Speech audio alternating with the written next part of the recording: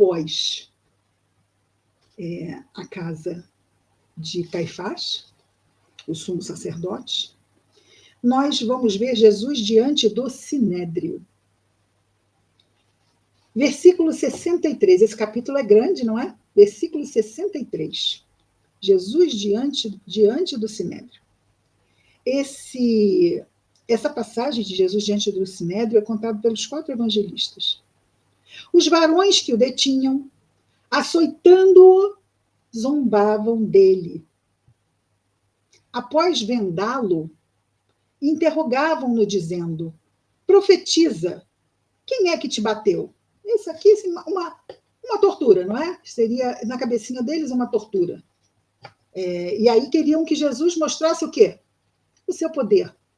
Meu Deus, Jesus alimentou 5.000 pessoas com 5 pães e 2 peixes. Aí vendam, parece uma coisa meio de show de Las Vegas, não é? Vendar os olhos e diz quem é que foi. Tão pueril, mas não era para saber nada, era. Era só pelo gosto de torturar. Ainda temos pessoas assim no mundo? Infelizmente, ainda temos pessoas assim no mundo. E lhe diziam muitas outras coisas, blasfemando. E quando se tornou dia, isto foi a noite toda,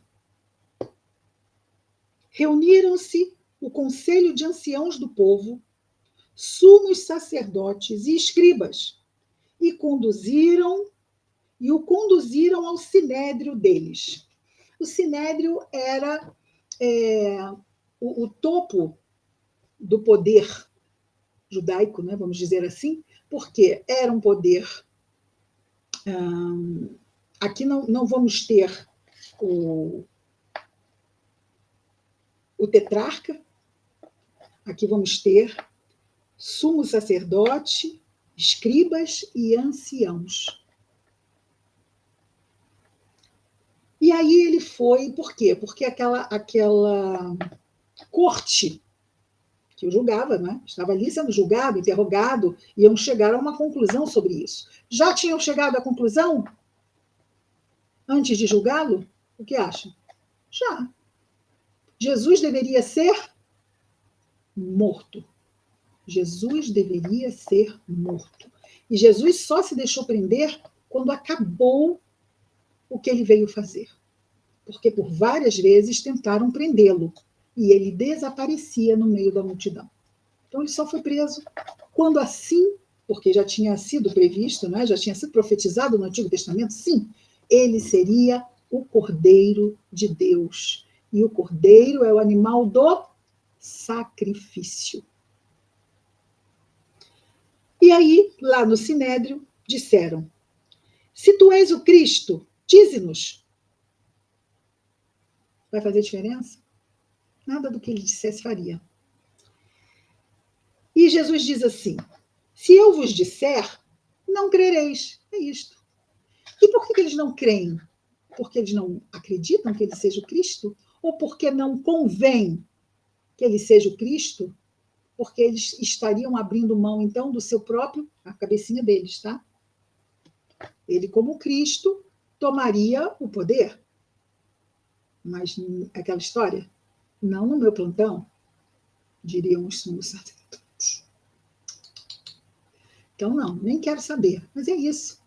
Então, ele foi escolhido para ser sacrificado porque não convinha. São os interesses. Está lá no Evangelho segundo o Espiritismo, né? Os interesses são tenazes.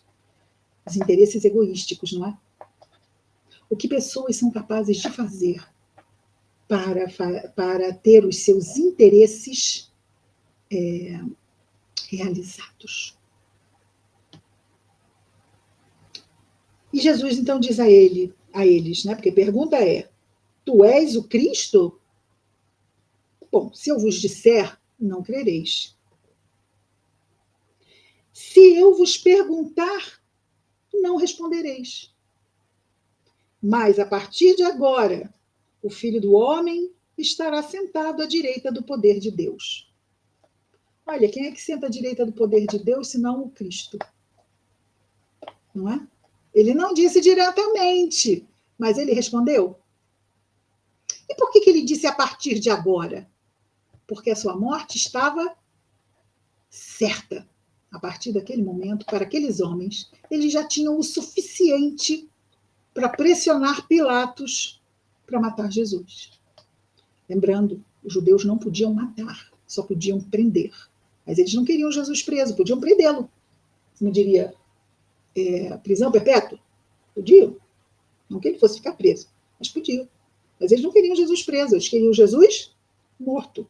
E isto, então, teria que ser passado para os romanos, o povo dominador.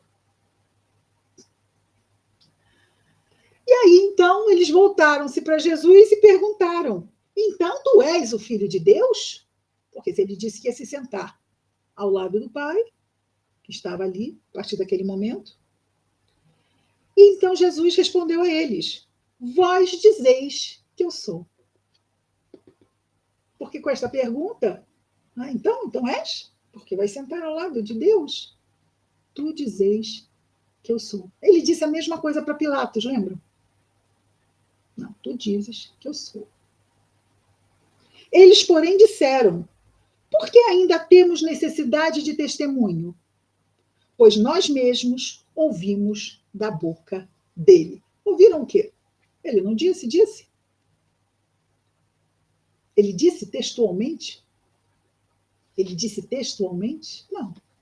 Disse que estaria sentado ao lado de Deus, mas não disse que era o Filho de Deus, no caso, o Filho escolhido, o ungido, o Cristo, o Messias. Mas já estava o quê? Qualquer coisa que ele dissesse servia. Qualquer coisa que ele dissesse servia. E se não dissesse, como não disse, ficaria o dito pelo não dito.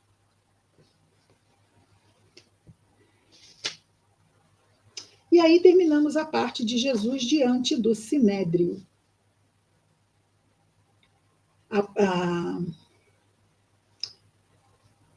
Caifás era o sumo sacerdote. O tetrarca da Judéia era Herodes, não Herodes pai, o Herodes filho. Lembra do Herodes pai que mandou matar as criancinhas de até 2 anos, os meninos, quando Jesus nasceu, e José fugiu para o Egito e só voltou quando Jesus tinha 2 anos? Ele era o rei, porque não havia ainda o povo hebreu ficado sob o jugo romano. Mas quando chegou César, ele dividiu e fez, então, os tetrarcas, que as regiões, então, ficaram para... dividindo, né? Dividir para conquistar. É bem o lema romano. Semana que vem vamos ver isto. Jesus diante de Pilatos e Herodes.